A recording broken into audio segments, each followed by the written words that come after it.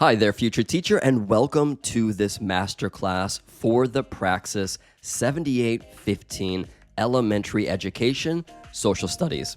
My name is Elliot, and I'll be your guide to getting you that passing score. Social studies is a vast topic, but this Praxis exam has a very specific focus, and today our goal is to zero in on what you need in order to pass.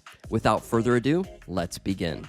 First, let's take a look at the numbers. You will have 50 minutes to answer 60 questions. Now, that's only 50 seconds per question. This is one of the fastest paced Praxis exams, so you cannot linger on any single question. Note here that all questions are selected response, and that means multiple choice. The key takeaway here is that time management is absolutely critical. Here we have a table showing the core content categories. This content for this exam is split fairly evenly across 4 categories. History and government are the largest, representing 26% of your exam each. Next up, we have geography and economics, and these are right behind them at 24% of your exam each. Because the weighing is so balanced, you need to have a solid foundation in all 4 of these areas. Note here that there are no sections that you can afford to ignore. Quick pause here. According to recent statewide data, this Praxis 7815 Social Studies exam has a failure rate of 20%. That's way too high. My goal is to make sure that you pass, so give yourself the best chance at this by clicking the link in the description of this video to get instant access to our complete Praxis 7811 test prep materials. All right, back to the lesson. Just like the other content knowledge for teaching exams, this test is more about your ability to teach social studies than just knowing the facts. Questions will put you into a classroom scenario or situation. They will ask you to identify the best resource to teach a concept, analyze a student's misunderstandings of a historical event, or choose an appropriate learning activity. Always think like a teacher who needs to make the content accessible for all students in your classroom. Next up, let's dive into the history section, representing 26% of your total exam score. This test covers both U.S. and world history, and although you don't need to be a history professor to pass this section, you will need to know the major events, figures, and turning points. A key skill tested here is chronology, so that's the ability to place events in the correct order and understand the cause and effect. Note that you must be able to distinguish between primary and secondary sources. Also, just as an overview, a primary source is a first-hand account from the time period, like a diary, letter, or photograph, whereas a secondary source is a second-hand account that analyzes and interprets primary sources, such as a textbook or encyclopedia.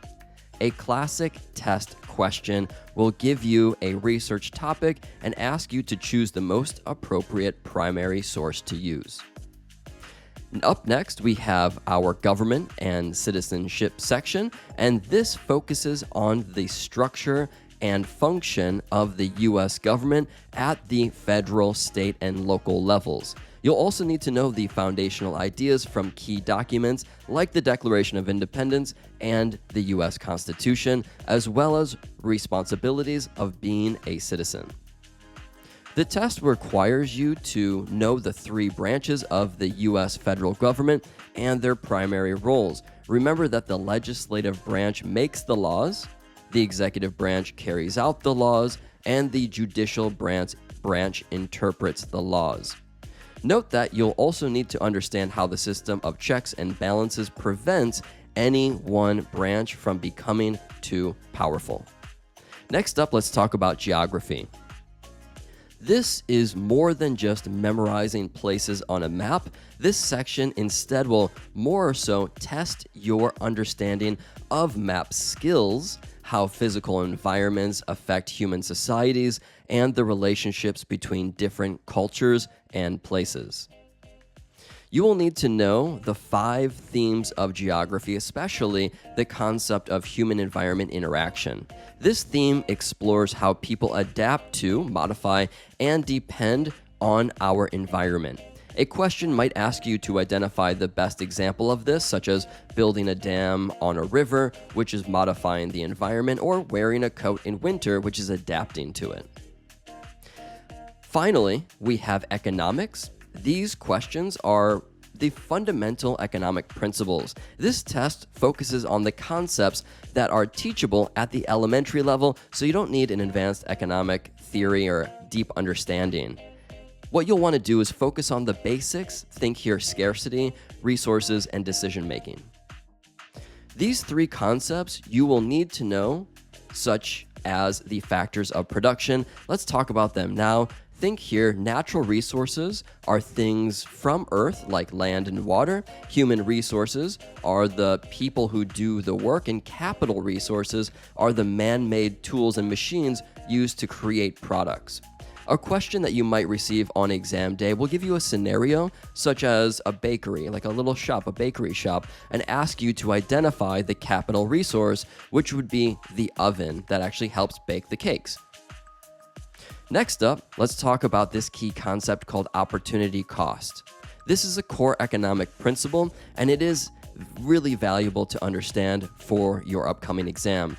So, let's talk about making choices. This is the decision to make a decision or make a choice. So for example, if on test day you receive a question where you have $5 and you need to choose between buying a slice of pizza instead of an ice cream cone, the ice cream cone represents your opportunity cost. This test will ask you to identify the opportunity cost in a given scenario. So, finally, let's review our strategy to passing. First, because the content is so evenly balanced, you must study all 4 areas. Second, make sure to master the key vocabulary like primary source, checks and balances, and opportunity cost. Third, given the fast pace of this exam, make sure to manage the clock carefully.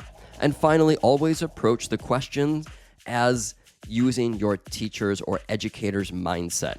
This is all about giving the students the absolute best access for all of the learners in your classroom. Now, if you can do that, you'll be well on your way to passing this exam. Good luck, and thanks for watching.